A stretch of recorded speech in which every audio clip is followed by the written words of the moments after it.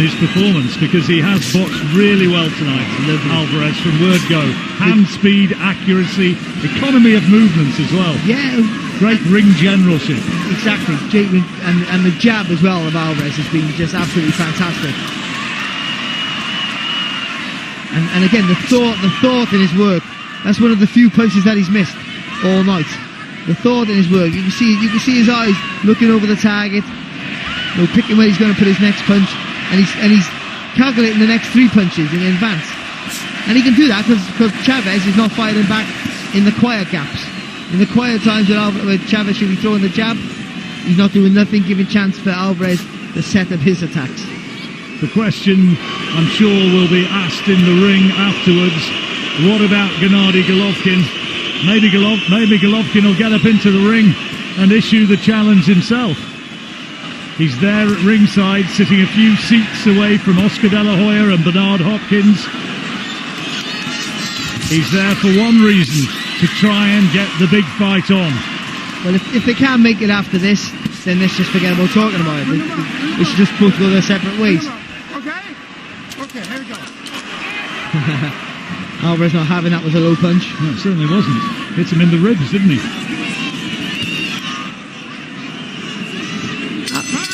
When Alvarez took his foot off the gas, apart from that, it has been a shutout on our card. Has Chavez got one last grandstand finish in him, or will Alvarez go for the stoppage? Well, Alvarez, I said he's a really good, underestimated counter puncher, but he hasn't had to do that today. He's been the aggressor throughout, and he's just shown that this rivalry is not really a rivalry. It's one guy who's levels above another guy, giving away natural weight, size, and everything else. But the quality in his work has just been different gear to what Chavez Jr. has had to offer. Odds as good as 4-1 on for Alvarez in the Vegas casinos before this. I say as good as, because the way this has looked, 4-1 on, kind of looks as good as money in the bank, isn't it? If it'd been 50-1 on, it couldn't have been much more emphatic. Nice little right hand there from Chavez. At last. And that's where you feel disappointed. When you're against someone who's better than you in every department, then it's just one of those things you can't answer. But he hasn't tried anything new, Chavez Jr. He's had no ideas. Maybe he realised at an early stage that there was the possibility there that he was just going to get taken apart and hurt. So he's looked to survive, look to get through there. Yeah, but maybe he has. But you tend to think at this level, and this stage, that he would try so. I don't mean just rush it, though I think he should have rushed at Canelo and really tried to make it a dogfight. Roughed him up, everything, elbows, head, whatever you could do to unsettle Alvarez. But you haven't tried nothing. You haven't tried getting on his toes a little bit more. He's just done the same thing every round, and it hasn't worked.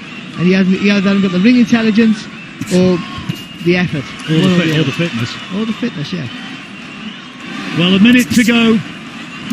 Alvarez on the attack again.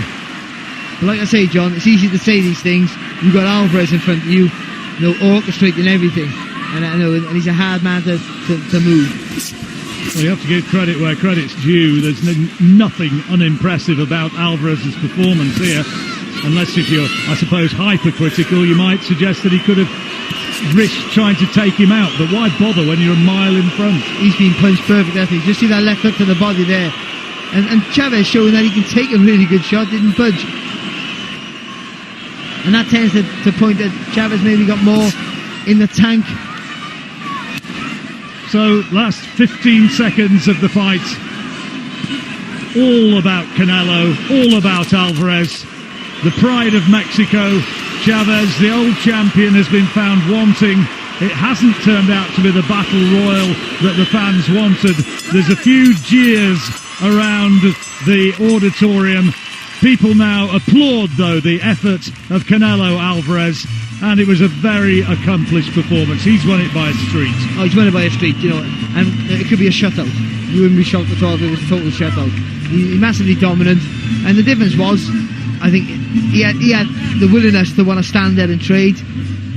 He was the one punching through the target. He was the one picking his shots. Better technician, physically stronger, better game plan. Just just a better, higher level caliber all round than Chavez Jr. And that's all you can say. He's just too good, way too good in every department. So he will move on, and the question will be, can they finally put that fight together against Gennady Golovkin? As a boxing fan, never mind as a commentator, as a fan, it's a fight I want to see, and I badly want to see. Well, boxing's on a high right now after what happened in Wembley with Joshua and Klitschko, a great fight. Boxing's on a high right now, so we need to capitalise on that. And the acid test, the big question, is probably one for biggest draw, who is this guy. Are you prepared to take the chance of him losing? See, I think, because he lost nothing against losing against Mayweather.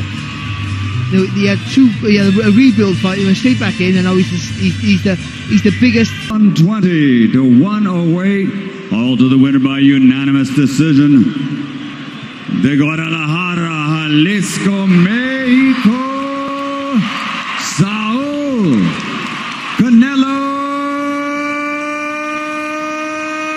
Альварес. By a shutout, Canelo takes the verdict, 120 to 108. Disappointing from Chavez, but from Canelo, you have to say he was in top form, dominated.